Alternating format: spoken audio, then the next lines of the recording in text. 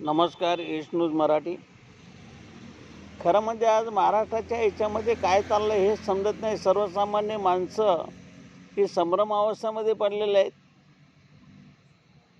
गेली अनेक दिवस संतोष देशमुख यांचा खून होऊन सुद्धा मारेकरी राजरोसमध्ये महाराष्ट्रामध्ये हैदोस घालतायत. कराड नावाचा मनुष्य ज्याची खाती 50पेक्षा अधिक असतात बँकेमध्ये, त्याला कायदेशीर ईडी मागे लागते. पण ह्या कराड्यांच्या मागे ना ईडी ना शिडी ना कायच. नेमकं काय चाललं आहे हे कोणाच्या आशीर्वादानं सगळं चाललं आहे महाराष्ट्रामध्ये. शेकडो खाती ज्याची बँकेतून आहेत, त्या माणसाचा उद्योग काय, व्यवसाय काय, बॅकग्राऊंड काय ह्या माणसाचं, याचा छडा पोलिसांना लागत नाही. आज देशामध्ये जगामध्ये महाराष्ट्र पोलिसाची खाते आहे. अफलातून जाणारे गुन्हेगार हे महाराष्ट्राच्या पोलिसांच्या तावडीतून कधीही सुटत नाहीत.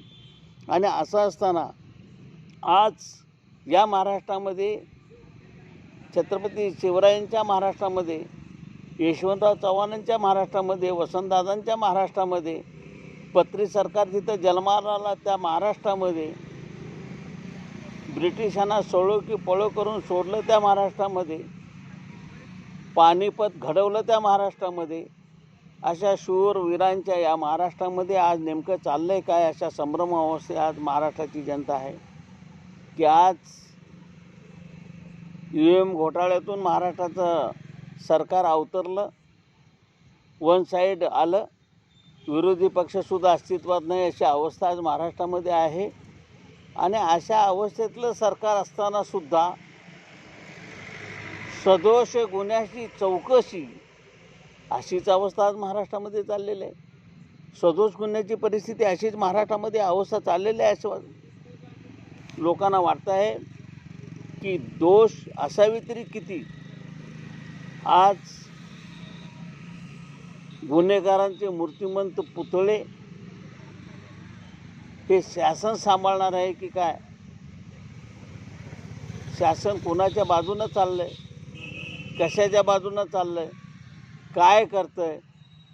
महाराष्ट्राची जनता आज विचित्र अवस्थेतून जाते, अशा अवस्था आज तरी दिसते आहे. आणि म्हणून महाराष्ट्रामध्ये आज कायद्याचं राज्य नाही अशा अवस्थेमध्ये आज महाराष्ट्र बघतो आहे. आणि ही भूमिका फार काळ जर महाराष्ट्रात चालली तर सामान्य माणसं रस्त्यावर आल्याशिवाय राहणार नाहीत. आज या महाराष्ट्रानं देशाला 1 नंबरचं प्रशासन दिलं होतं. महाराष्ट्राचा लौकिक होता, प्रशासनामध्ये बहादुरी होती. दिवंगत RR पाटलांच्यासारखे गृहमंत्री होऊन गेले या महाराष्ट्रामध्ये अलीकडच्या काळामध्ये, की ज्याने एखादी गोष्ट ठरवली तर त्याचा ते पिछा करायचे.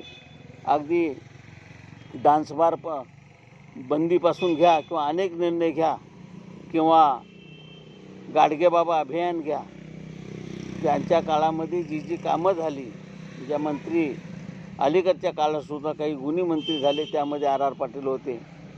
याच महाराष्ट्रामध्ये विलासराव देशमुखांचं प्रशासन होतं. याच महाराष्ट्रामध्ये पृथ्वीराज बाबांचं प्रशासन होतं. याच महाराष्ट्रामध्ये अनेक गुणी मंडळी आजही या महाराष्ट्रामध्ये हयात आहेत. आणि उघड्या डोळ्यानं आज ते त्यांना पाहावं लागतं आहे की महाराष्ट्राची अवस्था काय. देशाला दिशा देणारा महाराष्ट्र हाच महाराष्ट्र का? देशाला दिशा देणारा महाराष्ट्र आज त्याच महाराष्ट्राची दशा अशी विचित्र अवस्थेमध्ये पाहावत नाही अशी अवस्था झालेली आहे. आणि या राज्याचे एक अभ्यासू नेते म्हणून, एक अभ्यासू नेतृत्व म्हणून ज्यांच्याकडे बघितलं जातं आहे ते देवेंद्रजी फडणवीस काय करत आहेत, कोणाच्या सल्ल्यावर ते राज्य चालवत आहेत, ते कोणाचा सल्ला घेत आहेत की नाही, की स्वतःच्याच मर्जीप्रमाणे चालवत आहेत. नेमकं झालं तरी काय आहे ना. माननीय उपमुख्यमंत्री अजितदादा पवार काय करत आहेत, माजी मुख्यमंत्री एकनाथरावजी शिंदेसाहेब आत्ताचे उपमुख्यमंत्री विद्यमान ते काय करत आहेत. एकाला 2 ताकदीचे बलाढ्य नेते देवेंद्र फडणवीसांच्या जोडीला असताना